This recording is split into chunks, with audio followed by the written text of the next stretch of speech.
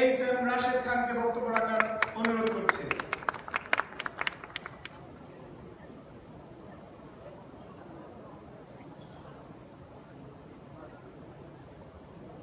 বিসমিল্লাহির রহমানির রহিম। সাম্য মানবিক সমাজ বিনির্মাণে আমাদের প্রিয় নেতা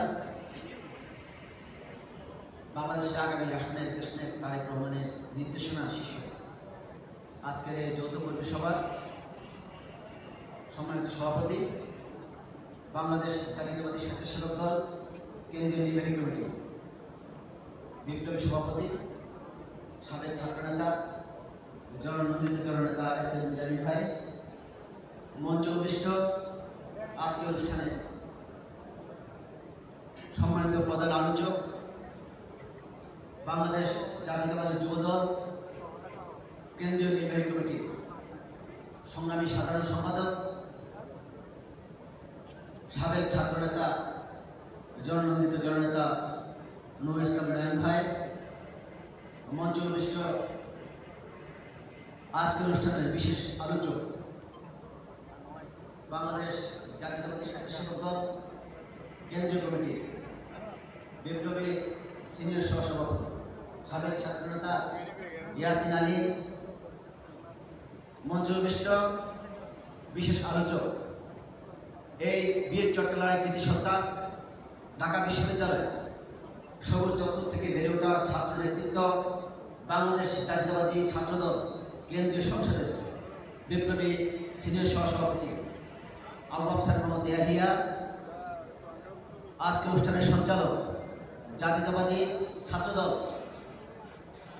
কেন্দ্রীয় সংসদের বিপ্লবী সাংগঠনিক সম্পাদক, মেধাবী ছাত্রনেতা আমানুল আমান, মঞ্চ উপবিষ্ট জাতীয়তাবাদী স্বেচ্ছাসেবক দল কেন্দ্রীয় নির্বাহী কমিটি বিপ্লবী সহসভাপতি রফিকুল ইসলাম রফিক ভাই সহ চট্টগ্রাম মহানগর, চট্টগ্রাম দক্ষিণ জেলা যুবদল স্বেচ্ছাসেবক দল ছাত্র দলের সভাপতি, সাধারণ সম্পাদক বৃন্দ, উপস্থিত আমার সহযোগিতা ভাইরা, আমার ব্যক্তিগত পক্ষ থেকে বাংলাদেশ জাতীয়তাবাদী স্বেচ্ছাসেবক দল চট্টগ্রাম মহানগরের পক্ষ থেকে এবং এই নতুন বাংলাদেশ তথা সাম্য মানবিক সমাজ নির্ভর স্বৈরাচার মুক্ত বাংলাদেশ বিনির্মাণের মহানায়ক, বাংলাদেশের আগামী রাষ্ট্রনায়ক দেশপ্রেমিক দেশনায়ক তারেক রহমানের পক্ষ থেকে জানাচ্ছি সংগ্রামী সালাম, শুভেচ্ছা।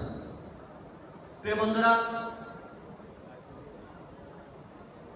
আমরা সবসময় যে সভা সমাবেশ করি, আজকে সভাটি সম্পূর্ণ ভিন্ন। আমি যদিও বা কেন্দ্র থেকে এই সভাটির নাম দিয়েছেন কর্মী সভা, আমি মনে করি এটি একটি কর্মশালার আকারে একটি সভা। আমরা এখানে কিছু দিক নির্দেশনা নিয়ে আজকে পরে যেতে চাই।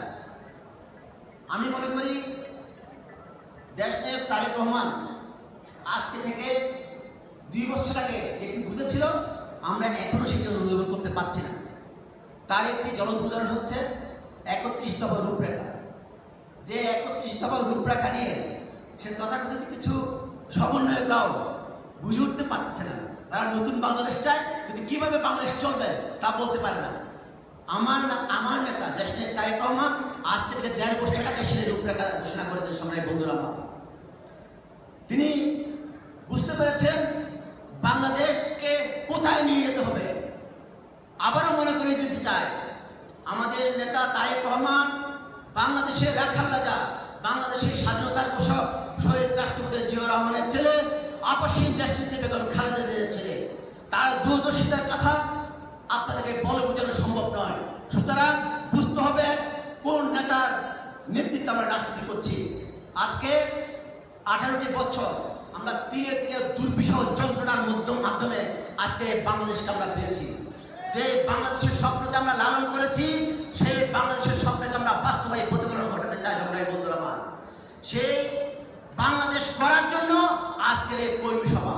সুতরাং বুঝতে হবে আমরা অতীতে কি করেছি সেই দিকে আর ফিরে যেতে চাই না। আমার অনেক বন্ধুরা সহযোগিতারা বলে, ভাই আওয়ামী লীগ তো আওয়ামী লীগের সময় এই কাজটি করেছে, আমরা কেন করবো না? ভাই আমরা আওয়ামী লীগ হতে চাই না, আমরা মানবিক মানুষ হতে চাই। বাংলাদেশকে মানুষ আওয়ামী লীগকে আস্থা করে নিক্ষেপ করেছে। আওয়ামী লীগের সেই